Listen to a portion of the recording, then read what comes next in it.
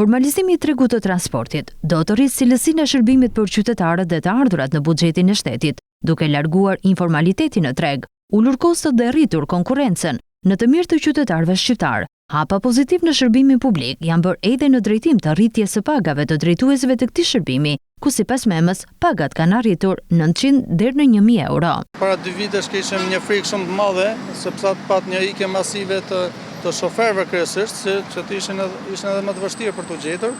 Aktualisht kjo periudha më e vonshme ka patur një kthim të tyre, le të themi, ka filluar të përmirësohet edhe le të themi edhe kushtet ekonomike të punojësve. Shoferat aktualisht paguhen shumë mirë, le të themi 90 edhe më shumë, 90.000 lekë edhe më shumë. Neto, gjithashtu edhe faturina, sepse tregu është shumë i larmishëm edhe shumë i ndryshueshëm këto kohë që flasim, sa ka qenë shumë e vështirë për të gjetur një shofer të kualifikuar, e detyrimisht operatorët për ta marrë edhe për të qenë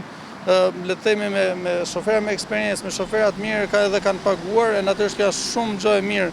le të themi për punojësit. Ne shpresojmë shumë që edhe ato që kanë lëvizur edhe në Gjermani, duke që merr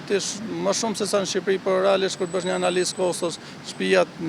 jelak familjes, e me radhë Shqipëria është një vend shumë më i mirë për të qenë i punësuar se sa jashtë le të themi në këtë kategori, sidomos kryesisht shoferat të cilët po paguhen ashtu siç duhet, ashtu siç kemi bërë thirrje vazhdimisht, sepse kanë një punë shumë stresuese mbi korrëz, transportojnë njerëz të kategorive të ndryshme edhe natyrisht që stresi i tyre duhet shpërblehet me një pagesë të këndshme dhe të mbashme. Mesatarisht ka një pagë diku te 90.000 lekë të reja le të themi për drejtuesit e mjeteve. Këtu mund të flasim për faturinat të cilat marrin diku tek 60-70.000 lekë mesatarisht, sepse ndryshon nga linja në linjë, nga eficienca ekonomike që kanë kompanitë edhe nga koha që punojnë, edhe nga distancat, nga vështirësia. Kjo është e gërshetuar le të themi.